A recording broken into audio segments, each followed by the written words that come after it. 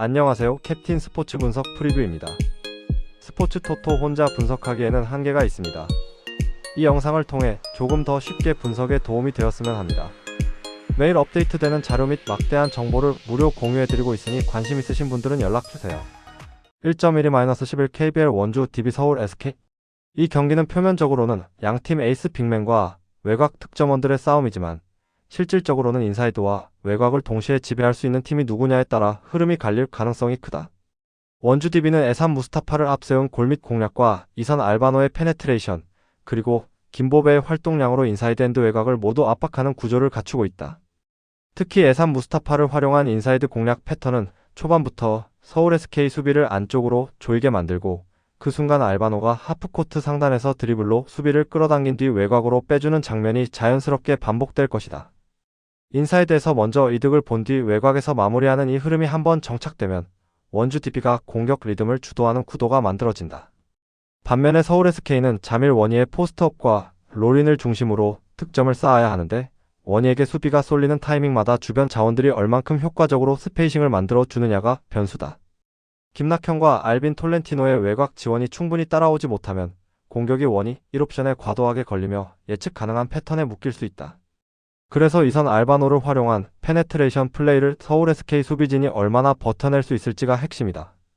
알바노가 한번 라인 브레이크를 성공시키면 원희와 다른 빅맨이 헬프를 나가야 하고 그 순간 에산 무스타파가 림 바로 앞에서 완전히 오픈된 롤 찬스를 얻을 가능성이 크다. 이런 장면이 반복되면 서울 SK는 골밑 실점을 줄이기 위해 인사이드를 우선 봉쇄해야 하고 그 대가로 외곽에서 오픈 3점을 허용하는 딜레마에 빠진다. 또한 특정 에이스 플레이어를 중심으로 이루어지는 패턴 플레이는 한번 성공했을 때 팀 전체에 이대로 가면 된다는 확신을 심어준다. 이선 알바노가 초반부터 페네트레이션과 킥아웃으로 흐름을 열어주면 원주 DB는 자신들의 패턴대로만 경기를 끌고 가면 된다는 명확한 그림을 갖고 플레이할 수 있다. 서울 SK는 물론 원희와 톨렌티노가 동시에 터졌을 때 폭발력을 보여줄 수 있는 팀이지만 오늘 매치업에서는 인사이드 수비에서 체력 소모가 상당할 수밖에 없다. 원주 DB가 계속해서 무스타파와 김보배를 앞세워 골밑을 두드리면 서울 SK 빅맨들은 수비에서 체력을 많이 쓰게 되고 그 여파가 공격 집중력 저하와 외곽 슛 성공률 하락으로 이어질 위험이 있다. 결국 이 경기는 리바운드와 세컨 찬스 싸움에서 어느 쪽이 더 많은 이득을 보느냐, 그리고 알바노의 페네트레이션을 서울 SK가 어느 정도까지 봉쇄할 수 있느냐에 따라 승부가 갈릴 것이다. 홈 경기장의 열광적인 응원 속에서 원주 DB가 인사이드와 외곽을 동시에 지배하는 그림이 그려진다면 경기 전체의 템포와 분위기는 자연스럽게 원주 DB 쪽으로 기울 가능성이 높다. 핵심 포인트: 에산 무스타파를 축으로 한 인사이드 공략 패턴이 초반부터 골밑 주도권을 가져올 가능성이 크다. 이선 알바노의 페네트레이션과 킥아웃 패턴은 외곽 공격까지 연결되는 완성형 공격 루트로 작동할 수 있다. 서울 SK는 자밀 원희 의존도가 높아지는 순간 공격 패턴이 단조로워지고 수비 로테이션에서도 뒷공간 노출 위험이 커진다. 인사이드와 외곽을 동시에 지배하는 쪽이 결국 흐름을 잡는다. 오늘은 원주 DB가 패턴 플레이의 중심을 쥐고 경기 전반을 자기들 리듬으로 끌고 갈 가능성이 더 높다. 2.12-11 V-리그 남자부 삼성화재 현대캐피탈. 이 경기는 외국인 거포 아이를 앞세운 삼성화재의 폭발력과 전후위 라인 밸런스를 갖춘 현대캐피탈의 시스템 완성도가 맞붙는 승부다. 삼성화재는 초반에 아이에게 볼 배분을 집중시키며 라이트 오픈과 백어택으로 분위기를 끌어올리려 할 가능성이 크다. 김우진의 중앙 속공이 초반부터 살기 시작하면 상대 블로킹이 잠시나마 가운데를 의식하게 되면서 아이에게 가는 사이드 쪽 매치업이 조금은 가벼워질 수 있다. 김준우가 블로킹과 수비에서 폭을 넓혀준다면 12세트까지는 어느 정도 균형을 맞출 수 있지만 리시브 라인이 흔들리는 순간 다시 공격이 한쪽으로 쏠리면서 패턴이 단조로워질 위험이 크다. 반면 현대캐피탈은 허수봉, 레이바, 바야르 사이 안으로 이어지는 공격 삼각편대를 앞세워 초반부터 강한 서브로 삼성화재 리시브를 압박하려 할 것이다. 현대캐피탈은 전위와 후위의 라인 밸런스가 탄탄하게 잡혀있기 때문에 어느 로테이션에서든 공격 옵션이 끊기지 않고 지속적으로 압박을 가할 수 있는 구조다. 특히 레오나르도, 레이바가 후위에서 공격에 가담할 때 세터가 중앙을 과감하게 열어 수비 간격을 벌리는 전술이 자주 쓰이는데 이때 상대 블록은 어느 쪽을 먼저 막아야 할지 선택 자체를 놓치기 쉽다. 그 흐름 속에서 허수봉의 사이드 강타와 레이바의 파이프 공격이 교차로 터지면 삼성화재 블로킹은 타이밍을 잡지 못한 채 한 발씩 늦게 쫓아가는 장면이 반복될 가능성이 크다. 또한 현대캐피탈은 세트가 길어질수록 최민호가 이끄는 중앙 블로킹 라인이 삼성화재의 주 득점 루트인 I 쪽을 집중적으로 봉쇄하며 상대 공격 코스를 점점 좁혀 나갈 수 있다. 결국 이 경기는 서브 타깃팅과 리시브 안정성, 그리고 레이바 후위 로테이션에서 세터가 중앙을 어떻게 활용하느냐에 따라 현대캐피탈이 세트 흐름 전체를 주도할 가능성이 높은 매치업이다. 핵심 포인트. 삼성화재는 아예 화력을 앞세워 초반 분위기를 끌어올릴 수 있지만 리시브가 흔들리는 순간 공격이 한쪽으로 쏠리며 블로킹에 읽히는 위험이 크다. 현대캐피탈은 허수 복레이바 바야르 사이 안으로 이어지는 삼각편대와 전후위 라인 밸런스를 바탕으로 어느 로테이션에서도 득점 루트가 끊기지 않는다. 레이바의 후위 가담 상황에서 세터가 중앙을 열어 수비 간격을 벌리는 패턴이 반복되면 상대는 블록 타이밍을 완전히 놓치며 세트 중반 이후 흐름이 현대캐피탈 쪽으로 기울 가능성이 높다. 서브 타깃팅, 전후위 공격 밸런스, 그리고 세트 후반 블로킹 조직력을 고려하면 현대캐피탈이 경기 운영 주도권을 쥐고 승부를 가져갈 시나리오에 무게가 실린다. 3.12-11 V-리그 여자부 한국도로공사 흥국생명. 이 경기는 단순히 누가 더 세게 때리느냐의 승부가 아니라 긴 랠리에서 어느 쪽이 더 오래 버티고 끝까지 집중력을 유지하느냐가 핵심 포인트다. 한국도로공사는 타나차와 모마를 앞세운 강력한 라이트 화력에 더해 강소희가 레프트에서 공수 밸런스를 잡아주면서 12단 연결이 무너지지 않도록 받쳐주는 구조다. 디그 이후 세터가 끝까지 공을 살려내며 사이드와 중앙을 번갈아 섞어 쓰는 하이로우 콤비네이션이 잘 맞아떨어지면 상대는 한 랠리 안에서도 여러 번 수비 위치를 재조정해야 해 체력 부담이 커진다. 반면 흥국생명은 레베카의 결정력과 김다은의 외곽 득점이 터질 때는 누구를 상대로도 세트를 가져갈 수 있지만 리시브 라인이 흔들리는 순간 전개 템포가 뚝 끊기며 하이볼 위주의 단선적인 배구로 흐르기 쉽다. 그래서 세트 초반에는 흥국생명이 강서부와 빠른 전개로 한두 번 흐름을 가져갈 수 있어도 랠리가 길어지고 교체 카드가 소진되는 세트 중후반에는 한국도로공사의 끈질긴 디그와 수비 커버에 막혀 득점 효율이 떨어질 가능성이 크다. 한국도로공사는 홈 경기장에서 긴 랠리에 익숙한 흐름을 유지하며 서브 타깃을 김다은 레베카 쪽으로 집중해 흥국생명 리시브 라인을 흔들고 싶어 할 것이다. 이렇게 되면 흥국생명 세터의 볼, 배분은 중앙과 시간차를 충분히 활용하지 못하고 결국 라이트 레프트로만 밀어붙이는 패턴에 묶일 위험이 크다. 또 세트 후반 듀스 구간에서는 한국도로공사의 디그 이후 3단 공격 전개가 살아나면서 한 랠리 안에서 2번, 3번씩 공격 기회를 다시 가져오는 장면이 반복될 수 있다. 그럼에도 불구하고 흥국생명이 레베카의 서브 러시로 흐름을 크게 한번 뒤집을 여지는 있지만 긴 경기 전체를 놓고 보면 그런 찬스가 여러 번 반복되기에는 한국도로공사의 수비 조직력이 만만치 않다. 결국 이 경기의 승부는 긴 랠리에서의 집중력 유지와 디그 이후 재전개 능력에 달려있고 이 부분에서 한국도로공사가 더 안정적인 그림을 그릴 수 있는 상황이다. 핵심 포인트. 한국도로공사는 타나차 모마의 라이트 화력과 강소희의 레프트 득점, 김세빈의 중앙 블로킹이 균형을 이루며 긴 랠리에서도 공격 옵션이 끊기지 않는다. 흥국생명은 레베카 김다은 의존도가 높아 리시브가 흔들리는 순간 공격이 하이볼 위주로 단조로워지고 세트 후반 실책 리스크가 커지는 구조다. 디그 이후 세터가 두세 번씩 볼을 살려내며 사이드와 중앙을 번갈아 활용하는 한국도로공사의 랠리 운영 능력이 체력 멘탈 싸움에서 결국 우위를 만들어낼 가능성이 높다. 긴 랠리와 세트 후반 집중력을 기준으로 보면 이 경기는 한국도로공사가 끝까지 버티면서 마지막에 흐름을 가져갈 구도에 더 가깝다. 4.12-12 UEF의 유로파 컨퍼런스 ACF 피오렌티나 FC 디나모 키예프. 이 경기는 단순한 이름값 싸움이 아니라 전진 패스 타이밍과 템포 변화에서 어떤 팀이 더 완성도 높은 구조를 보여주느냐가 승부의 핵심이다. 피오렌티나는 3백과 윙백 조합을 바탕으로 중원에 만드라고라를 두고 빠른 템포의 패스 전개를 통해 상대 수비 블록 사이를 파고드는 데 집중할 것이다. 만드라고라는 볼을 잡는 순간 옆으로만 돌리는 것이 아니라 세로 방향으로 템포를 끌어올리는 선택을 자주 하며 한두 번의 전진 패스로 수비 라인을 깨트리는 장면을 만들어낸다. 모이스키는 하프 스페이스와 박스 안을 오가며 수비수들을 끌어내고 구드문드손은 측면에서 안쪽으로 파고들면서 이선의 세컨 라인 침투를 돕는다. 이 조합이 제대로 맞아 떨어지는 순간 수비 블록 사이가 열리며 박스 안에서 수월하게 슈팅 각을 만들어낼 수 있는 구조가 형성된다. 반면 디나모 키이오는 전진 패스 타이밍이 맞지 않아 공격 흐름이 끊기고 그 사이에 상대 수비가 정렬할 시간을 충분히 제공하는 약점이 있다. 이 말은 곧 볼로신이나 피칼료노크가 좋은 위치에 서 있어도 공을 받을 때쯤에는 이미 피오렌티나의 수비 라인이 준비를 마친 상태라는 뜻이다. 피오렌티나는 이런 상대의 전개 패턴을 읽어내며 중원에서 압박 타이밍을 맞춰 공을 탈취한 뒤 곧바로 만드라고라를 거쳐 빠르게 앞쪽으로 패스를 연결하는 장면을 반복하려 할 것이다. 디나모 키이우가 수비에 집중하더라도 전진 패스 타이밍이 계속 어긋나는 한 공격 전환에서 위협적인 장면을 꾸준히 만들기는 쉽지 않다. 그래서 전체적인 경기 흐름은 피오렌티나가 점유를 어느 정도 확보하고 만드라고라를 축으로 템포를 끌어올리며 상대 블록 사이를 파고드는 그림이 더 많이 나올 가능성이 크다. 디나모 키이우가 버티기 모드로 전환할수록 피오렌티나는 세트피스와 세컨볼까지 포함해 슈팅 볼륨을 더 쌓을 수 있고, 이는 시간이 지날수록 스코어에 반영될 공산이 크다. 결국 이 매치는 전진 패스가 끊기는 팀과 템포를 올려 수비 블록을 여는 팀의 맞대결이고, 구조적으로는 후자 쪽이 훨씬 더 많은 선택지를 쥐고 가는 구도다.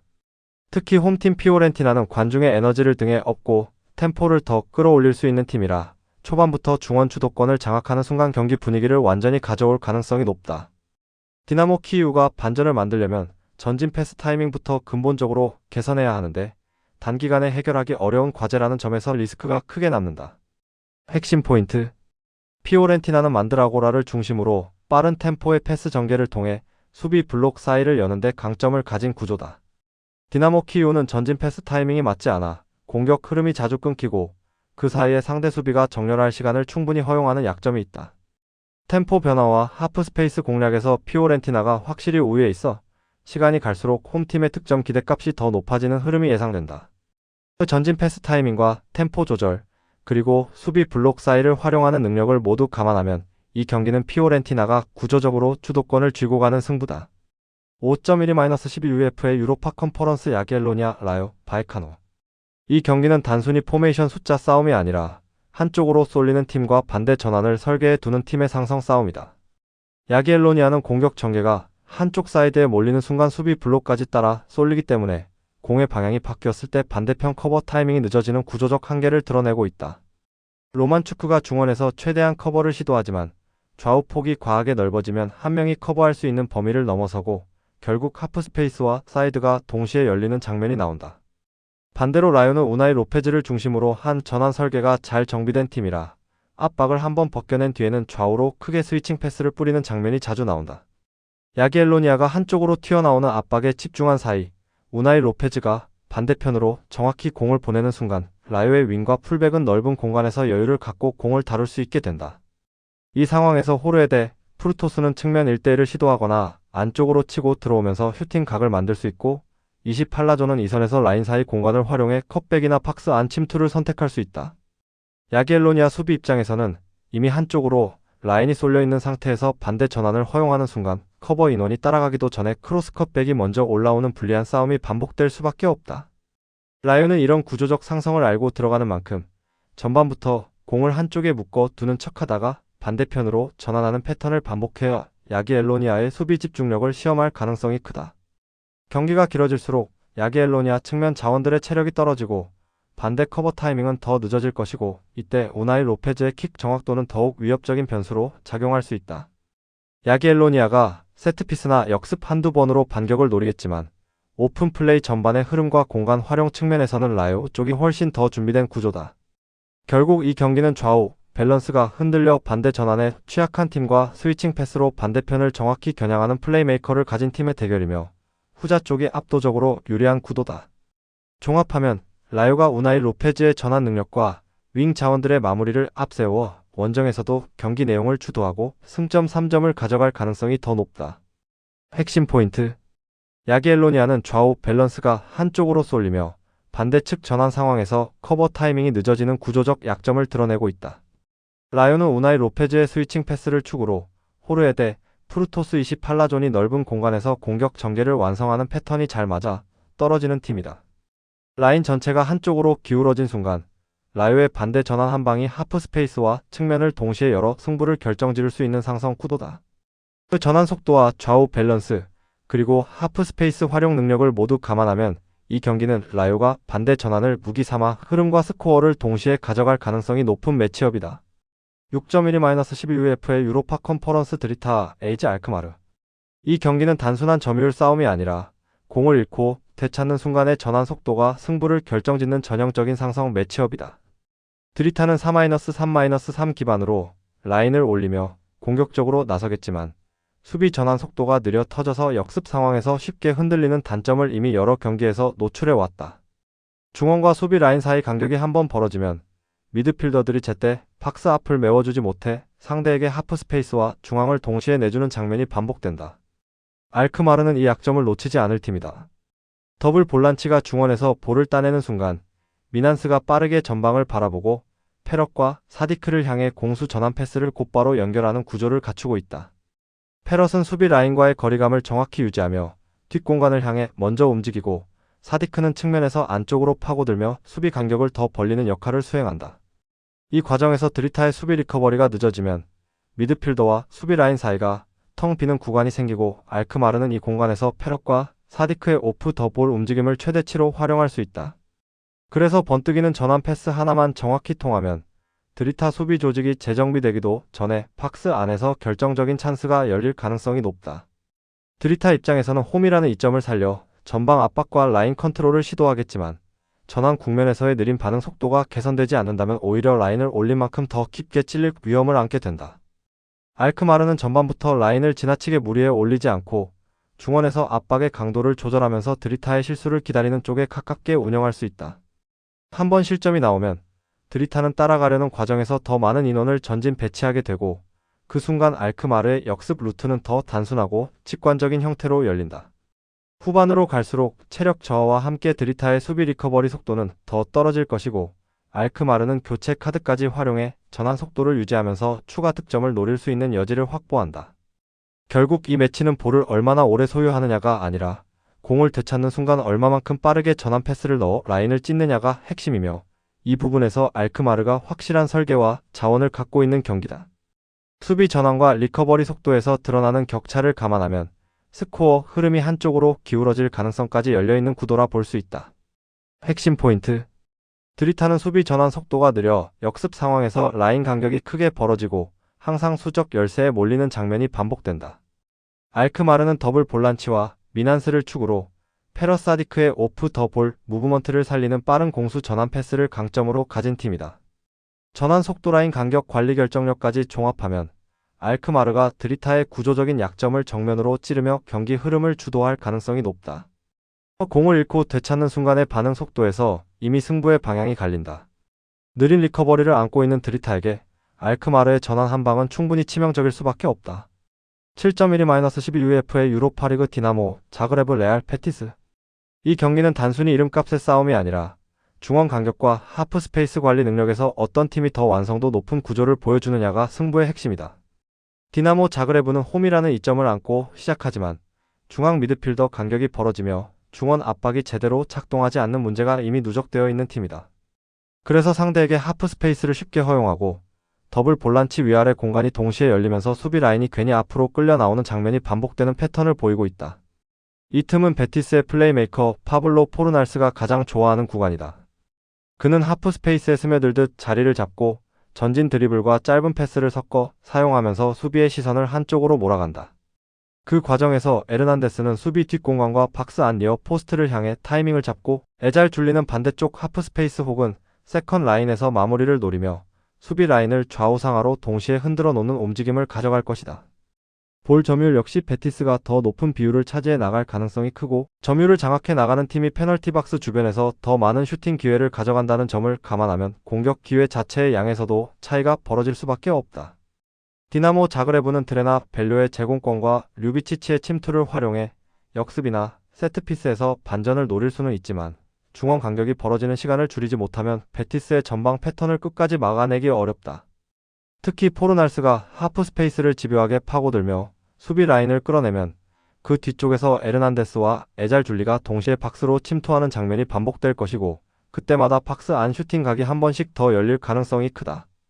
이렇게 되면 디나모 자그레브는 수비 블록을 낮춰 버티는 쪽으로 방향을 틀 수밖에 없는데, 그러면 또다시 하프문 지점과 페널티 아크 주변에서 베티스의 중거리와 세컨볼이 쌓이는 흐름을 감수해야 한다. 결국 중원 압박과 라인 간격 관리, 하프 스페이스 활용 능력까지 모두 감안하면 경기 내용은 시간이 흐를수록 베티스 쪽으로 기울어지는 그림을 떠올리는 것이 자연스럽다. 디나모 자그레브가 홈에서 버티는 힘은 있겠지만 구조적인 약점이 분명한 만큼 한번 흐름이 넘어가기 시작하면 이를 되돌리기 어렵다는 점이 가장 큰 변수이자 리스크다. 핵심 포인트. 디나모 자그레브는 중앙 미드필더 간격이 벌어지면서 중원 압박이 제대로 작동하지 않고 그 결과 하프 스페이스를 쉽게 허용하는 구조적 약점을 드러내고 있다. 베티스의 플레이메이커 파블로 포르날스는 이 틈을 집요하게 파고들며 수비 라인을 끌어내고 에르난데스 에잘 줄리와의 연계를 통해 박스 부근에서 결정적인 슈팅 각을 자주 만들어낼 수 있는 자원이다. 점유율 전개 속도 하프 스페이스 활용 능력에서 베티스가 우위를 보이는 만큼 시간이 갈수록 디나모 자그레브 수비가 박스 앞에서 버티기 어려운 흐름으로 기울 가능성이 높다. 전술 밸런스와 중원 간격, 하프 스페이스 활용 능력까지 모두 감안하면 이 경기는 베티스가 차근차근 흐름을 가져가면서 승부를 정리할 구도다. 8.12-12 UEFA 유로파리그 페렌츠바로 시티시 레인저스. 이 경기는 단순 전력 차 이상으로 라인 간격 관리와 하프 스페이스 장악력에서 승부가 갈릴 가능성이 크다. 페렌츠바로스는 홈에서 라인 간격을 촘촘하게 유지하면서 전방 압박과 중원 압박을 연계해 레인저스의 빌드업 템포를 끊어놓는 데 집중할 것이다. 바르가는 박스 안에서 센터백과의 경합에서 밀리지 않는 피지컬과 움직임을 바탕으로 크로스컷백 상황마다 존재감을 드러낼 수 있는 자원이다. 조셉이 측면에서 속도를 붙여 수비 라인을 뒤로 물리면 카니초프스키는 그 빈 공간을 향해 과감한 전진 패스를 찔러 넣으며 파이널 서드 점유율을 높일 수 있다. 레인저스는 가사마와 미옵스키를 중심으로 역습을 노리겠지만 포백 간격이 벌어지는 구조 때문에 공격 전환 후 볼을 오래 소유하지 못하고 다시 수비로 내몰릴 위험이 크다. 특히 포백과 더블 볼란치 사이에 빈 공간이 생길 경우 카니초프스키가 그 지점을 점유하며 이 선에서 자유롭게 방향 전환과 스루 패스를 시도할 수 있는 구도가 자주 열릴 것이다. 페렌츠바로스의 양 풀백은 과도하게 전진하기보다는 중간 지점에서 볼 순환과 세컨볼 싸움에 관여해 역습에서 라인이 한 번에 붕괴되는 리스크를 줄일 가능성이 높다. 반면 레인저스는 수비 리커버리가 늦어지는 패턴 탓에 측면에서 한 번 밀리면 중앙까지 함께 열리면서 파이널 서드 전체가 뒤로 쏠리는 모습이 반복되고 있다. 그래서 전반에는 페렌츠바로스가 점유와 지역 점령에서 우위를 점하며 박스 근처에서 더 많은 슈팅 시도를 가져갈 가능성이 크다. 후반으로 갈수록 레인저스의 압박 강도가 떨어지면 카니초프스키의 패스 선택 폭이 넓어지고 바르가 조셉의 침투가 더욱 날카롭게 살아날 수 있다. 레인저스가 간헐적인 롱볼과 세트피스로 반격을 노리겠지만 전체적인 흐름을 뒤집기에는 포백 간격과 중원 압박의 불안 요소가 너무 크다. 결국 이 매치는 포백 간격 관리가 무너지는 팀과 그 틈을 하프 스페이스에서 파고드는 팀의 대결 구도가 될 가능성이 높다. 그리고 그런 유형의 승부에서는 홈에서 안정된 라인 간격과 전방 압박을 유지할 수 있는 페렌츠바로스 쪽으로 무게 중심이 기울 수밖에 없다. 종합하면 페렌츠바로스가 전반부터 중원과 파이널 서드에서 주도권을 쥐고 한두 번의 결정적인 찬스를 통해 스코어를 앞서 나갈 시나리오가 더 설득력 있다. 핵심 포인트. 포백 간격 관리와 중원 압박 연계에서 페렌츠바로스가 훨씬 완성도 높은 모습을 보여주고 있다. 레인저스는 포백 사이가 벌어지며 하프 스페이스를 노출하고 그 여파로 중원 장악력과 공격 템포까지 동시에 흔들리고 있다. 카니초프스키의 공간 침투 전진 패스, 바르가의 마무리, 조셉의 속도가 결합될 경우 홈팀이 경기 전체 흐름을 틀어질 가능성이 크다. 결국 이 경기는 포백 간격과 하프 스페이스 장악력 싸움이다. 구조적 안정감과 홈에서의 압박 강도를 감안하면 페렌츠바로스 쪽으로 흐름이 쏠릴 공산이 크다. 9.12-12 UEFA 유로파리그 BSC 영 보이즈를. 이 경기는 양 팀의 이름값보다 영보이즈 측면 수비 라인의 불안정함과 릴의 윙어 활용 패턴이 얼마나 정교하게 맞물리느냐가 핵심 변수가 되는 승부다. 영보이즈는 4-4- 형태에서 두 줄 수비를 유지하려 하지만 풀백들이 공격 시 깊게 올라가는 성향 탓에 전환 상황에서 뒷공간이 크게 열리는 약점이 있다. 특히 볼을 잃은 직후 풀백 복귀가 늦어지는 구간에서는 사이드 미드필더가 그 공간을 커버해야 하지만 수비 숫자가 부족해 순식간에 아이솔레이션 상황을 허용하는 패턴이 반복된다. 이 틈을 릴이 놓칠 이유는 없다. 릴은 빌드업 단계에서 더블 볼란치가 안정적으로 공을 소유한 뒤 자연스럽게 펠릭스 코레이아 쪽으로 전개 방향을 틀어 상대 풀백을 정면으로 끌어낸다. 펠릭스 코레이아는 1대1 돌파 능력을 바탕으로 터치라인을 좁게 타고 내려가거나 안쪽으로 꺾어 들어오는 움직임으로 수비를 흔들며 컷백 각도를 만든다. 이 상황에서 이감안에는 골문 앞과 니어 포스트 주변을 향해 치고 들어가며 하랄소는 박스톱과 페널티 아크 근처에서 세컨볼과 리턴 패스를 노리며 마무리 타이밍을 조율한다. 영보이즈 입장에서는 한 번 측면에서 1대1이 열리면 안쪽으로 수비가 쏠리는 순간 박스 안마킹이 무너지고 컵백 이후 골문 앞에서 연달아 슈팅을 허용할 위험이 커진다. 릴은 이 패턴을 경기 내내 반복하며 단순히 한두 번의 찬스가 아니라 꾸준히 박스 근처에서 볼을 소유하는 시간을 늘려 상대 수비 라인을 점점 더 뒤로 몰아넣으려 할 것이다. 게다가 원정팀임에도 더블 볼란치의 안정감 덕분에 라인을 일정 수준까지 끌어올릴 수 있고 세컨볼 경쟁에서도 크게 밀리지 않는다면 중원 주도권 역시 릴 쪽으로 넘어갈 가능성이 높다. 영보이즈의 공격이 지나치게 직선적이고 측면에서 공을 잃는 장면이 반복된다면 릴의 역습 시나리오가 더 자주 등장할 수 있다. 특히 후반으로 갈수록 풀백들의 체력 저하와 복귀 속도 저하가 겹치면 펠릭스 코레이아가 같은 패턴으로도 더 쉽게 박스 진입에 성공하는 구간이 길어질 수 있다. 전술적 구조와 측면 매치업의 상성을 고려하면 영보이즈가 홈에서 일방적으로 주도권을 주기보다는 릴이 준비된 아이솔레이션과 컷백 루트로 효율적인 찬스를 계속 만들어가는 경기 양상이 그려진다. 결국 이 매치는 볼 점유 비율보다 어느 쪽이 더 자주 측면 1대1을 만들어 내고 컷백 상황에서 마무리까지 연결하느냐가 승부를 가를 가능성이 크다. 그 흐름에 더 잘 맞는 쪽은 현재 구조와 선수 구성 모두를 놓고 봤을 때 릴이다. 핵심 포인트. 영보이즈는 양 측면 풀백의 복귀 타이밍이 느려 뒷공간이 자주 노출되고 그 결과 상대 윙어에게 아이솔레이션을 허용하는 빈도가 높다. 릴은 펠릭스 코레이아를 축으로 측면 1대1을 설계하고 이가 마네와 하랄손이 박스 안과 하프 스페이스에서 컷백 패스를 기다리는 구조를 활용해 득점 루트를 만든다. 전환 속도와 측면 뒷공간 활용, 그리고 컷백 이후 마무리 완성도까지 감안하면 릴 쪽 기대값이 분명히 더 높은 매치업이다. 측면 뒷공간 관리와 아이솔레이션 대응 능력에서 드러나는 격차를 감안하면 이 경기는 릴이 준비한 패턴대로 흐름을 가져갈 공산이 크다. 10.12-12UEFA 유로파리그 FC 미트윌란 행크. 이 경기는 3-5-2와 4-2-3-1의 대결이지만 실제 승부는 중원 하프 스페이스와 라인 간 간격을 누가 선점하느냐에서 갈릴 가능성이 크다. 미트윌란은 3백과 촘촘한 미드필더 라인을 통해 먼저 안정된 수비 블록을 세우고 브루마도 주니어와 빌링을 중심으로 중원에서 템포를 주도하는 쪽으로 경기를 설계한다. 브루마도 주니어가 하프 스페이스로 내려와 공을 잡는 순간 프랑쿨리누는 상대 센터백 뒷공간을 향해 곧바로 라인을 깨는 침투를 가져가면서 수비 라인을 뒤로 밀어 넣는다. 그래서 KRC행크의 전방 압박이 한번 무력화되면 더블 볼란치와 센터백 사이 공간을 브루마도 주니어와 빌링이 동시에 점령하며 수적 우위를 바탕으로 짧은 패스와 전진 패스를 반복하는 그림이 펼쳐질 가능성이 높다. KRC행크는 이토 주냐의 스피드와 오형규의 피지컬을 살려 역습 한두 번으로 반격을 노릴 수 있지만 뒷라인 커버 타이밍이 느려 라인 간 간격이 벌어지기 시작하면 수비 정비 전에 슈팅까지 허용하는 장면이 자주 나온다. 특히 전방 압박의 출발점만 좋고 후속 라인이 함께 따라 올라가지 못하는 구간에서는 미트윌란의 플레이메이커 브루마도 주니어가 이 공간을 빠르게 점령해 한두 번의 패스만으로 박스 근처까지 전진하는 장면이 쉽게 만들어질 수 있다. 이때 프랑쿨리노의 뒷공간 침투와 빌링의 이선 합류까지 겹쳐지면 KRC행크 수비는 정비가 끝나기도 전에 직접적인 실점 위기를 맞을 여지가 크다. 후반으로 갈수록 KRC행크의 압박 강도와 라인 슬라이드 속도가 떨어지면 미트윌란의 중원 장악력은 상대적으로 더 두드러져 세컨볼 경쟁과 세트피스 상황에서도 우위를 점할 가능성이 높다. 반면에 미트윌란은 3백 구조 덕분에 측면이 한번 뚫리더라도 커버 숫자를 유지할 수 있고 필요할 때는 라인을 한 박자 더 내리면서도 중원 싸움에서 밀리지 않는 균형을 유지할 수 있다. 결국 이 경기는 KRC행크의 전방 압박과 뒷라인 커버 사이에 생기는 간극을 미트윌란이 얼마나 빠르게 파고드느냐, 그리고 브루마도 주니어가 하프 스페이스에서 어느 정도까지 영향력을 행사하느냐에 따라 점수 차가 결정될 만한 매치업이다. 핵심 포인트. 미트윌란은 브루마도 주니어와 빌링을 중심으로 중원과 하프 스페이스를 선점하며 프랑쿨리누의 뒷공간 침투까지 더해지는 입체적인 공격 구조를 갖추고 있다. KRC행크는 전방 압박의 출발점은 좋지만 뒷라인 커버가 느려 라인 간 간격이 쉽게 벌어지고 파이널 서드 수비가 허무하게 무너지는 패턴이 반복된다.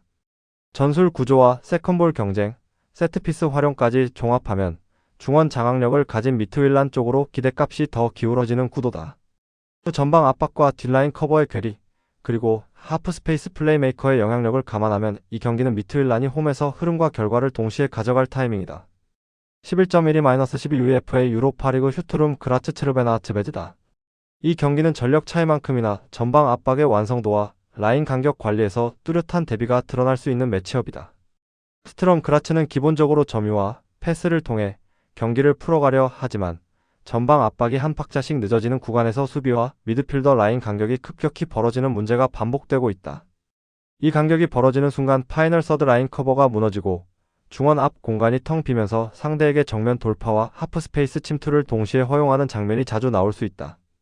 층위를 유지해야 할 라인이 일직선으로 내려앉으면 2선과 최종 라인 사이에 거대한 틈이 생기고 그 틈에서 상대 2선 플레이어들이 여유있게 볼을 다루며 슈팅과 라스트 패스를 선택하는 구도가 만들어진다.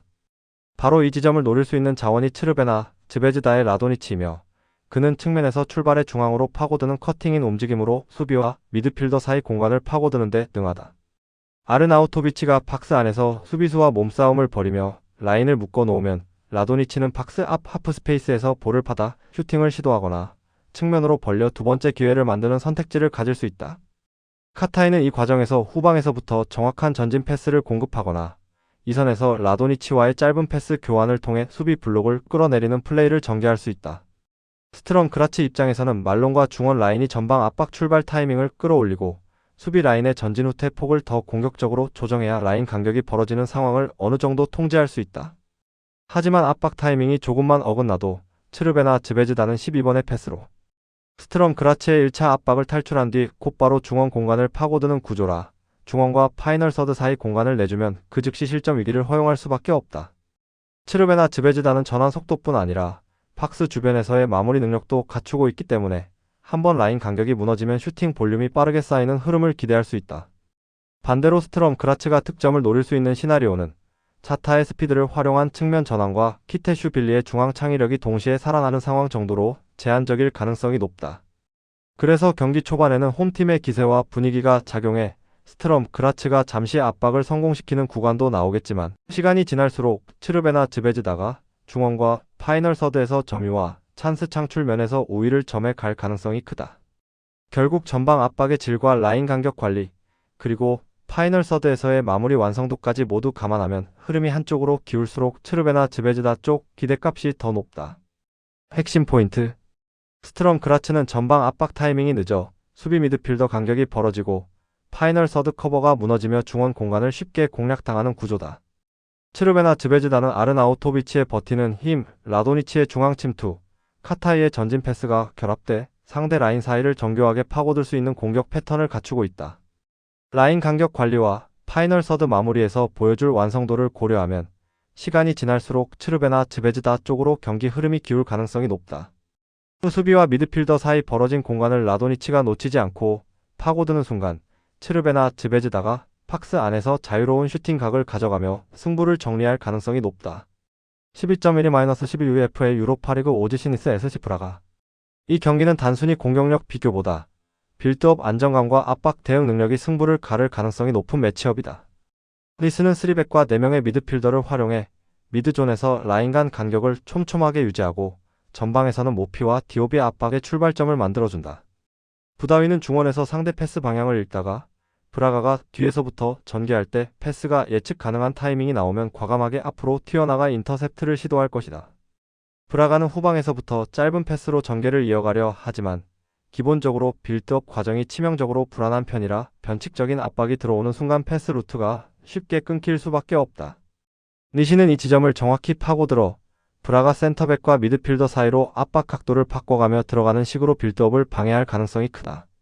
만약 부다위가 압박 타이밍을 정확히 읽어 하프라인 인근에서 인터셉트에 성공한다면 곧바로 모피를 향한 전진 패스와 디옵의 하프 스페이스 침투가 동시에 가동되며 빠른 역습이 전개될 것이다.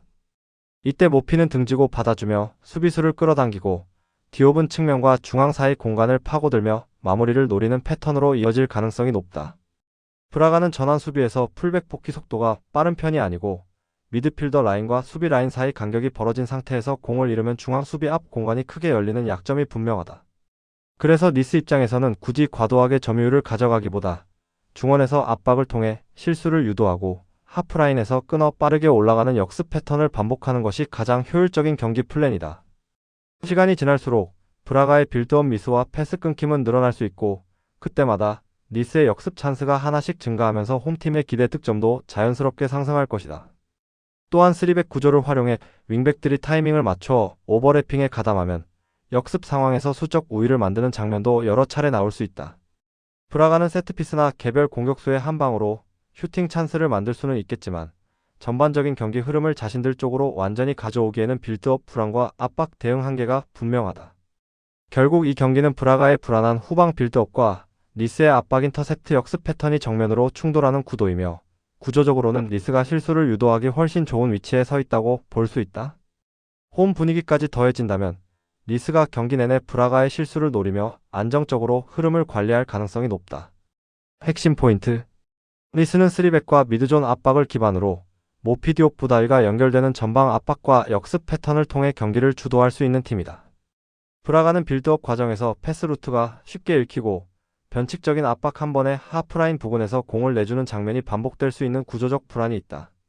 부다위가 압박 타이밍을 읽고 인터셉트에 성공하는 순간 하프라인 근처에서 빠른 역습이 전개되면 니스 쪽 득점 기대값이 크게 올라갈 가능성이 높다.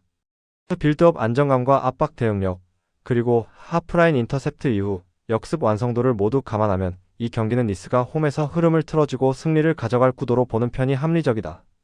13.12-11 UEFA 유로파리그 VFB 슈투트가르트 마카비.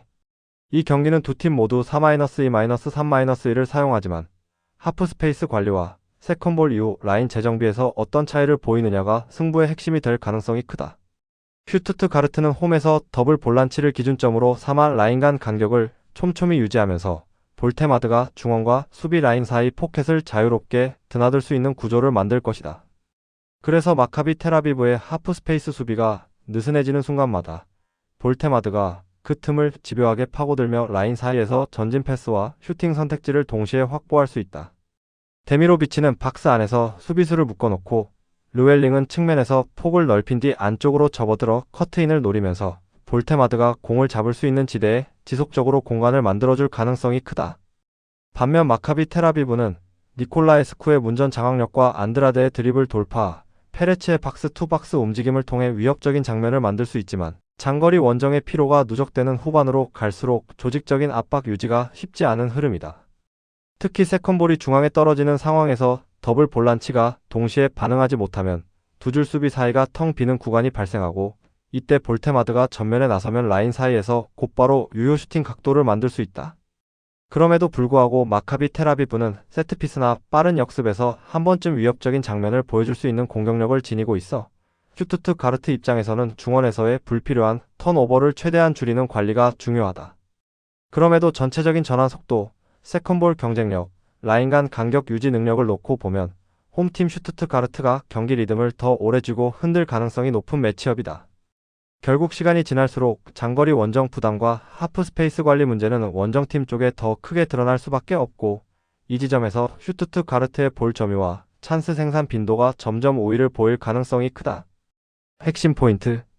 마카비 텔아비브는 하프 스페이스 수비가 느슨해 중원과 수비 라인 사이 포켓 공간이 자주 열리며 세컨볼 이후 라인 재정비가 늦어지는 약점을 드러내고 있다. 슈투트가르트는 볼테마드를 중심으로 라인 사이 공간을 파고들며 데미로비치 르웰링의 움직임까지 더해져 포백 앞뒤를 동시에 흔드는 공격 패턴을 가져갈 수 있다. 동유럽 끝자락에서 서유럽까지 이어지는 장거리 원정 피로도와 라인 간 간격 유지 능력을 감안하면 후반으로 갈수록 홈팀 슈투트가르트 쪽으로 흐름이 기울어질 가능성이 높다. 하프 스페이스 관리와 세컨볼 대응, 그리고 장거리 원정에 따른 피로 누적까지 모두 감안하면 이 경기는 홈팀 슈투트가르트가 경기 흐름을 접수하고 결과까지 가져갈 가능성에 무게가 실린다. 14.12-12 UEFA 유로파리그 FC 위트레흐트 노팅엄 포레스트. 이 경기는 위트레흐트의 좌우, 밸런스 붕괴 패턴과 노팅엄의 넓은 전환 패스를 활용한 측면 침투가 정면으로 부딪히는 그림이다. 위트레흐트는 4-3-3으로 라인을 올리며 전방 압박과 측면 전개를 동시에 노리겠지만 공격이 한쪽으로 쏠리는 순간마다 반대편 측면 수비가 얇아지는 구조적 문제가 드러날 수밖에 없다. 미겔 로드리게스와 블레이크가 같은 사이드에서 연속해서 볼을 받는 구간이 길어지면 자연스럽게 엔센까지 그쪽으로 끌려가며 중원 커버 위치 역시 한쪽으로 치우친다. 그렇게 되면 볼을 빼앗긴 직후 반대 전환 상황에서 커버에 들어가는 풀백과 3선 미드필더의 수비 전환 타이밍이 늦어지고 하프 스페이스와 사이드 라인 사이 공간이 크게 열리는 패턴이 반복될 가능성이 크다. 반면 노팅엄은 이런 구조를 정면으로 파고들 수 있는 자원을 보유하고 있다. 깁스 화이트가 위트레흐트의 압박을 한 번만 피해서 전방을 볼 수 있는 각도를 확보하면 넓은 전환 패스로 곧바로 허드슨 오도이 쪽으로 공격 방향을 틀 수 있다. 허드슨 오도이가 넓은 전환 패스를 받아 측면에서 침투를 시작한다면 이미 밸런스를 잃은 위트레흐트의 반대 측면 수비는 커버 타이밍이 늦어질 수밖에 없고, 이 순간 박스 안에서는 이고르 제수스가 마무리 찬스를 맞을 가능성이 커진다. 특히 후반으로 갈수록 위트레흐트 수비수들의 반응 속도와 커버 범위가 떨어지는 구간에서 노팅엄의 교체 카드까지 투입되면 측면과 뒷공간을 향한 전환 공격은 오히려 더 날카로워질 수 있다. 결국 한쪽으로 쏠린 구조를 가진 팀과 반대 전환을 통해 그 약점을 정조준하는 팀의 맞대결이라는 점을 감안하면 전술적 상성은 노팅엄 쪽에 더 유리하게 형성되어 있다고 보는 편이 자연스럽다. 핵심 포인트. 위트레흐트는 공격 전개 시 좌우 밸런스가 무너지며 한쪽 측면으로 쏠리는 패턴이 반복되고, 반대 전환 상황에서 측면 수비 커버 타이밍이 늦어지는 약점이 있다. 노팅엄은 깁스 화이트의 넓은 전환 패스와 허드슨 오도이의 측면 침투, 이고르 제수스의 박스 안 마무리가 결합된 구조로 반대편 측면에서 결정적인 찬스를 만들어낼 수 있는 팀이다. 교체 카드 구성까지 포함해 후반전 스피드 유지와 전환 공격의 날카로움에서는 노팅엄이 한 수 위라는 점이 승부에 큰 영향을 줄 가능성이 높다. 전술적 상성과 교체 자원, 그리고 반대편 측면을 활용하는 전환 공격의 완성도를 감안하면 이 경기는 위트레흐트보다 노팅엄이 흐름을 잡고 결정적인 순간을 가져갈 가능성이 더 크다. 15.12-12 UEFA 유로파 컨퍼런스 에버딘 RC 스트라스부르. 이 경기는 단순한 점유 싸움이 아니라 중원 압박의 균형이 무너지는 순간을 누가 더 잘 이용하느냐가 승부를 가를 흐름이다. 에버딘은 홈에서 전방 압박과 라인 끌어올리기를 통해 초반 분위기를 가져오려 하겠지만 중원 압박이 한쪽 방향으로 몰리는 패턴이 반복될 가능성이 크다. 아우치체와 레이턴이 적극적으로 공을 향해 쏠리면 팔라베르사가 넓은 범위를 커버해야 하는 상황이 잦아지고, 이 과정에서 반대편 커버가 느려질 수밖에 없다. 스트라스부르는 이 타이밍을 노려 뒤에서부터 천천히 볼을 돌리다가 파니첼리와 파에스가 한두 번의 터치로 방향 전환을 시도하는 패턴을 준비할 것이다. 엘 무라베가 사이드와 중앙 사이에서 볼을 받는 위치를 조정하면서 에버딘 압박의 흐름을 읽고 반대 전개 타이밍을 정확히 잡아내면 넓게 열리는 반대 측면과 하프 스페이스로 한 번에 볼이 전개될 수 있다. 이때 윙백과 이선 자원들이 동시에 박스로 파고들면 에버딘 수비는 압박하러 나갔던 중원의 빈자리와 측면 뒷공간을 동시에 의식해야 해서 라인 간 간격이 흔들리는 상황에 몰린다.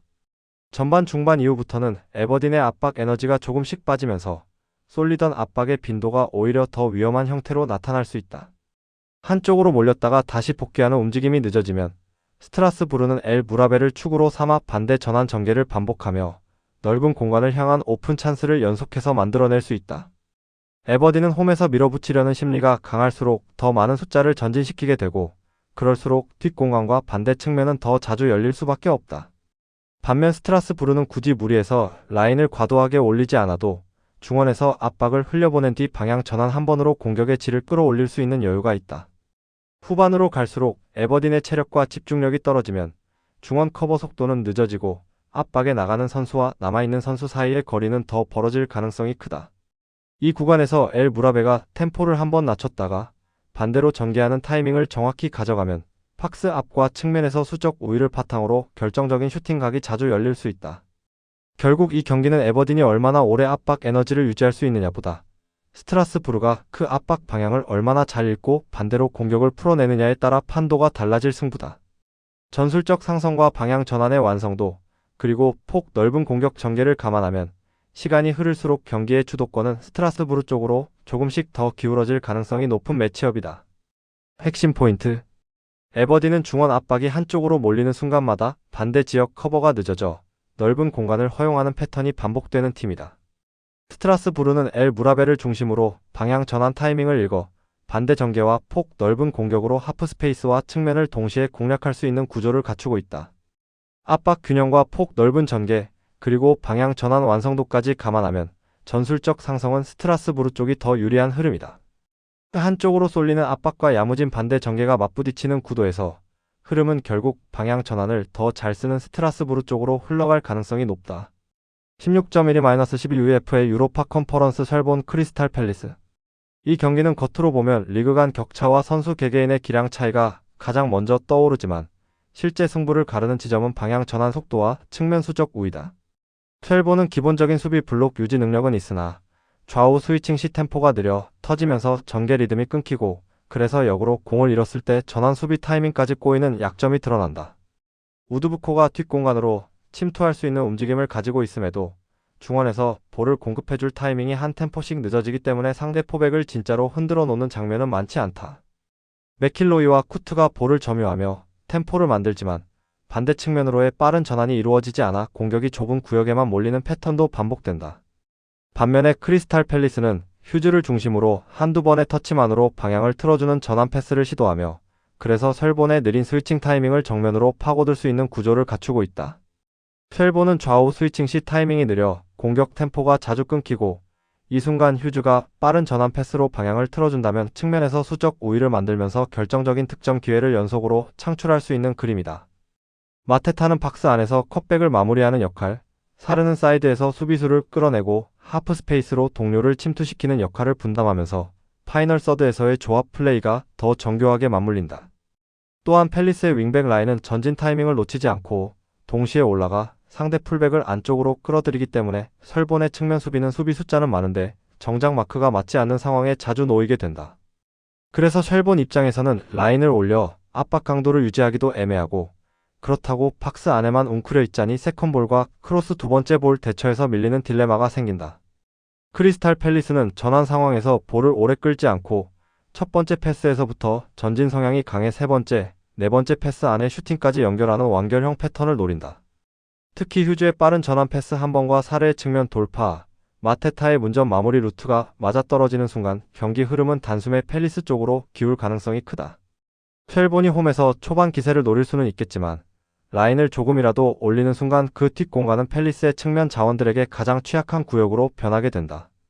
그럼에도 불구하고 셜본이 세트피스 한두 번으로 위협적인 장면을 만들 수는 있겠지만 오픈 플레이에서의 방향 전환 속도와 템포 차이를 상쇄하기에는 전술적 여유가 부족해 보인다.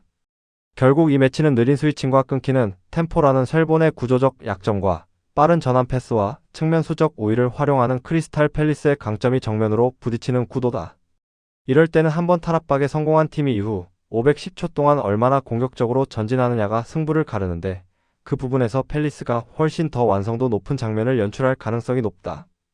그래서 전술적 상성과 스쿼드 깊이, 그리고 전환 속도를 모두 감안하면 이 경기는 크리스탈 팰리스가 경기 흐름을 접수할 확률이 높다는 쪽으로 무게가 실린다. 핵심 포인트. 셜본은 좌우 스위칭 타이밍이 느려 공격 템포가 끊기고 그 여파로 전환 수비 타이밍까지 늦어지는 구조적 약점이 있다. 크리스탈 팰리스는 휴즈의 빠른 전환 패스와 마테타 사르의 움직임을 결합해 측면 수적 우위를 만들며 파이널 서드에서 완결형 패턴을 가져간다. 라인 운용, 방향 전환 속도, 세컨볼 경쟁력까지 감안하면 상위 레벨 경험을 가진 크리스탈 팰리스 쪽이 전술 밸런스에서 확실히 앞선다. 방향 전환 속도와 측면 수적 우위, 그리고 파이널 서드에서의 완성도를 모두 합쳐보면 이 경기는 크리스탈 팰리스가 흐름을 틀어줄 구도다. 17.12-11 UEFA 유로파리그 올림픽 리옹고 어헤드. 이 경기는 단순한 네임밸류 싸움이 아니라 중원 압박 라인의 높이와 그 뒤 공간 관리에서 승부가 갈리는 전형적인 전술 매치업이다. 리옹은 테스만을 중심으로 한 더블 볼란치 구조에서 상대 압박 라인이 올라오는 순간을 정확히 포착해 전방과 측면으로 전진 패스를 공급하는 패턴을 즐겨 사용한다. 사트리아노는 이 패스를 향해 박스 안과 하프 스페이스를 가르며 침투하고 2선 미드필더들은 세컨볼과 세컨 패스를 노리며 박스 근처에서 숫자를 늘려간다. 슐츠는 후방에서 빌드업 출발점 역할을 하며 압박을 한번 탈압박한 뒤에는 왼발 대각 전환으로 고 어헤드 이글스의 플랫한 압박 라인을 손쉽게 흔들 수 있는 카드다. 반면 고 어헤드 이글스는 최근 중원 압박이 과도하게 위로 쏠리면서 수비형 미드필더의 커버 범위가 넓어지고 라인 간 간격이 벌어지는 문제가 자주 드러나고 있다. 이 구조는 테스만처럼 시야가 넓고 킥 퀄리티가 좋은 미드필더에게는 오히려 기회로 작용할 수 있고 한 번만 라인 사이에서 자유를 허용해도 박스 근처까지 직선적으로 파고드는 전개가 가능하다. 에드바르드센과 마가렛, 브렘이 전방에서 위협적인 장면을 만들어낼 여지는 분명 있지만 라인을 올린 채로 90분 내내 같은 강도로 압박을 유지하기에는 조직력과 커버 범위에서 리스크가 크다. 그래서 시간이 지날수록 수비형 미드필더와 센터백 앞 공간이 점점 더 넓어지고 테스만이 이 지점을 향해 전진 패스를 반복적으로 꽂아 넣는 그림이 나올 가능성이 높다. 특히 리옹이 홈에서 초반 템포를 과하게 끌어올리지 않고 의도적으로 중원에서 타이밍을 재다가 순간적으로 속도를 올리는 방식을 택한다면 고 어헤드 이글스의 압박 라인은 더 쉽게 무너질 수 있다.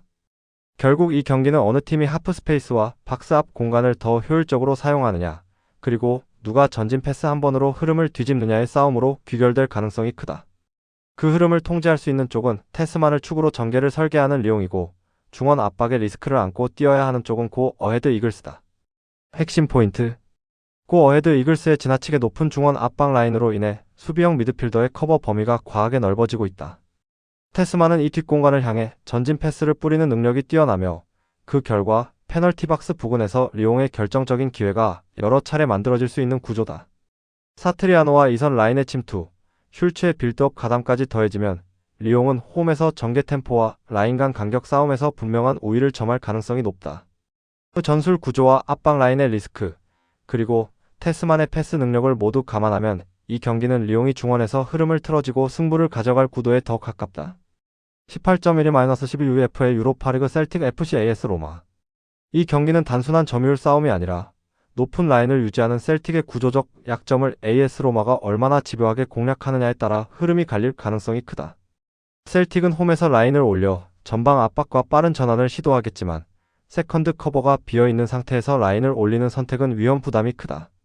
이에 아나초와 마에다가 전방에서 압박과 침투를 동시에 시도하며 공격적인 기조를 끌어올려도 볼을 잃는 순간 중원과 수비 라인 사이 공간이 크게 열리며 재정비가 늦어지는 장면이 반복될 수 있다.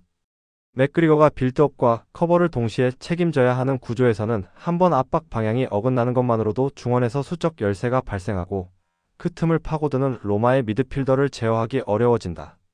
반면 AS 로마는 백스리 구조로 후방 숫자를 유지하면서도 윙백과 이선을 동시에 올려 셀틱의 높은 라인 뒤에 있는 공간을 노리는 전개를 구사할 가능성이 높다.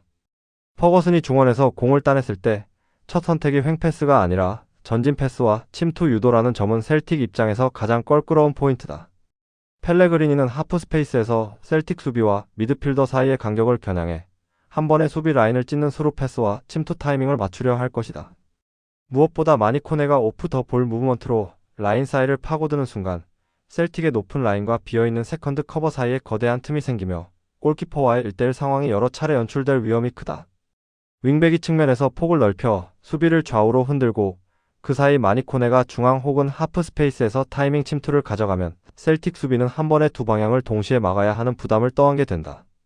셀틱이 공격 시에는 이에 아나초와 마에다를 활용해 상대 수비를 충분히 흔들 수 있겠지만 라인을 올린 상태에서 볼을 잃었을 때 이어지는 전환 상황에서는 로마 쪽에 더 큰 변수와 결정력이 있다.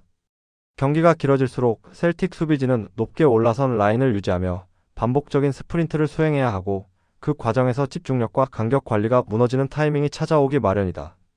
그 시점에서 AS 로마가 마니코네와 펠레그리니, 퍼거슨의 전진성을 활용해 한 번 더 뒷공간을 찌른다면 단순한 슈팅 찬스를 넘어 골키퍼와의 결정적인 1대1 상황이 연속해서 등장할 수 있다. 결국 이 경기는 셀틱의 하이라인과 부실한 세컨드 커버, 그리고 AS 로마의 타이밍 침투와 직선적인 전개가 맞부딪히는 구조이며 변수보다는 상성이 더 명확하게 드러나는 매치업에 가깝다. 라인을 올리는 팀과 그 뒷공간을 노리는 팀의 싸움에서 후자의 완성도가 높을수록 스코어는 한쪽으로 기울어지기 마련이다. 이 흐름을 감안하면 AS 로마가 셀틱의 뒷공간을 집요하게 파고들며 경기 전체의 템포와 스코어를 주도할 가능성이 높다고 보는 편이 합리적이다. 핵심 포인트. 셀틱은 포백 하이라인에 비해 세컨드 커버가 사실상 실종된 구조라 한 번 압박이 깨지는 순간 뒷공간이 통째로 열리는 약점을 안고 있다. AS 로마는 퍼거슨의 전진 패스, 펠레그리니의 하프 스페이스 패스, 마니코네의 오프 더 볼 타이밍 침투로 셀틱 라인 뒤를 반복해서 공략할 수 있는 구성을 갖추고 있다. 라인 유지 세컨드 커버 전환 상황에서의 완성도까지 감안하면 경기 흐름은 시간이 갈수록 AS 로마 쪽으로 더 기울어질 가능성이 크다. 하이라인과 뒷공간 노출, 그리고 타이밍 침투의 완성도를 모두 놓고 보면 이 경기는 AS 로마가 셀틱의 허술한 세컨드 커버를 파고들며 승부를 가져갈 흐름이다. 19.12-12 UEFA 유로파리그 셀타 비고 볼로냐. 이 경기는 셀타 비고의 템포 조절 능력과 볼로냐의 느려진 빌드업이 정면으로 충돌하는 매치업이다. 셀타 비고는 초반부터 3백 라인을 기준으로 중원과 전방을 촘촘히 압축해 볼로냐의 느린 패스 순환을 압박의 타깃으로 삼을 가능성이 크다. 볼로냐 중앙 미드필더들이 서로 주고받는 패스 템포가 늦어지면 이아고 아스파스는 그 타이밍을 노려 전방에서 한 줄 더 내려와 볼을 탈취하거나 압박 트리거를 스스로 만들어낼 수 있다. 아스파스가 볼을 잡는 순간 짧은 패스 두세 번으로 템포를 끌어올리면 일라익스 모리바는 중원에서 곧바로 전진하며 라인을 앞쪽으로 밀어 올리고 파블로 듀란은 뒷공간을 향해 직선적으로 파고들 준비를 한다. 이때 볼로냐의 더블 볼란치는 뒤로 물러나 수비 라인을 보호해야 하고 센터백은 임모빌레와 파블로 듀란 사이를 동시에 의식해야 하는 상황에 몰리면서 수비 라인 간격이 무너질 가능성이 크다. 볼로냐가 점유를 지키기 위해 패스를 돌리는 의도는 이해되지만 템포가 느려 터진 만큼 셀타 비고에게는 전방 압박 타이밍을 재설정할 여유를 주는 셈이 된다. 셀타 비고 입장에서는 상대가 느린 빌드업으로 시간을 벌어주는 만큼 압박 타이밍과 역습 출발 지점을 더 정확하게 설정할 수 있다는 이점을 누릴 수 있는 구도다. 전반 중반 이후에는 아스파스가 점점 더 낮은 위치까지 내려와 볼 소유를 늘리면서 직접 템포를 끌어올리고 모리바와 함께 볼 운반 속도를 한 단계 더 올릴 가능성이 크다. 이 과정에서 파블로 듀란이 측면과 하프 스페이스를 오가며 뒷공간을 연속적으로 파고들면 수비 라인은 한쪽으로 쏠리고 반대쪽에서 이선 침투와 컷백 루트가 함께 열릴 수 있다. 볼로냐는 느린 빌드업이 끊기는 순간 곧바로 역습을 허용하는 구조라 템포가 맞지 않는 패스 한두 번이 곧바로 결정적인 실점 위기로 이어질 위험을 안고 있다. 후반으로 갈수록 셀타 비고는 스코어 상황에 따라 템포를 조절하며 아스파스를 중심으로 공격 템포를 가속하거나 라인을 조정하며 경기 흐름을 관리하는 쪽으로 운영폭을 넓힐 수 있다. 반면 볼로냐는 뒤지는 상황에서도 중앙 패스 순환 속도가 갑자기 빨라질 가능성이 크지 않아 오히려 라인만 더 올린 채 템포 차이에서 역습 리스크를 더 크게 떠안게 될 수 있다. 그래서 이 경기는 셀타 비고가 전방 압박과 템포 조절 능력을 바탕으로 볼로냐의 느린 빌드업을 끊어내고 그 순간마다 공격 템포를 가속시키며 수비 라인을 붕괴시키는 구도로 흐를 가능성이 높다. 결국 이아고 아스파스가 언제, 어느 지점에서 템포를 끌어올리느냐에 따라 경기의 방향이 갈릴 것이고 현재 흐름을 감안하면 셀타 비고 쪽이 주도권을 잡을 여지가 훨씬 커 보이는 매치업이다. 핵심 포인트. 셀타 비고는 이아고 아스파스를 중심으로 템포를 끌어올리며 파블로 듀란과 모리바의 전진 움직임을 결합해 수비 라인을 붕괴시키는 공격 패턴을 갖추고 있다. 볼로냐는 중앙 미드필더 진영에서 빌드업 패스 순환이 느려 터져 상대 수비에게 라인 재정비 시간을 충분히 허용하는 흐름이다. 템포 차이와 전방 압박 강도, 그리고 전환 속도까지 감안하면 전술적 상성은 셀타 비고 쪽으로 기울어질 수밖에 없는 구조다. 느려 터진 빌드업과 가속되는 공격 템포의 격차를 고려하면 이 경기는 셀타 비고가 흐름을 움켜쥐고 수비 라인을 무너뜨릴 가능성이 더 높은 승부다. 20.12-12UEFA 유로파리그 에스케이프란 페네르바체? 이 경기는 포메이션 숫자 싸움이 아니라 박스 앞 공간을 누가 더 똑똑하게 관리하느냐에 따라 승부가 갈릴 가능성이 큰 매치업이다.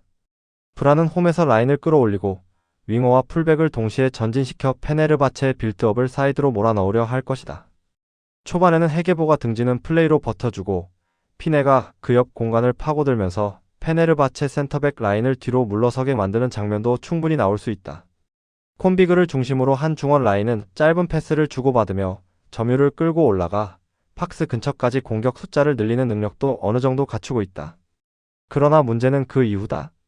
브라는 페널티 박스 근처로 내려앉는 순간 수비 간격이 벌어지고 포백과 미드필드 라인 사이에 애매한 공간이 생기면서 조직적인 수비 리커버리가 사실상 제대로 이루어지지 않는다.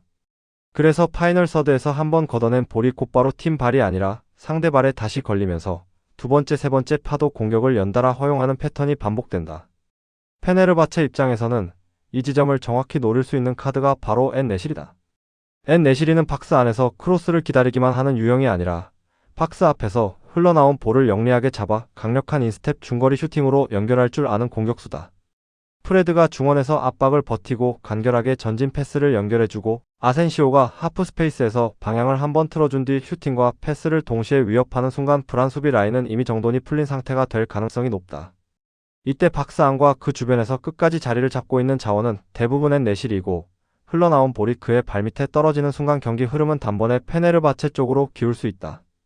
브란이 라인을 조금 더 내리고 버티는 선택을 한다 해도 파이널 서드에서 수비 간격이 벌어지는 구조적인 문제를 단기간에 해소하기는 쉽지 않다. 반면 페네르바체는 굳이 점유율을 크게 가져가기보다는 브란이 전진 압박을 시도하다가 박스 근처에서 정리하지 못하고 흘린 볼을 노리는 쪽이 더 현실적인 접근이다.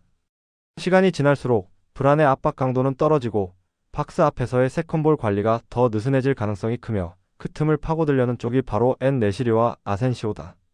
특히 엔-네시리의 킥력과 아센시오의 킥 감각을 동시에 보유하고 있다는 점은 박스 근처에서 간격이 벌어지는 브란 수비에게는 치명적인 변수로 작용할 수 있다.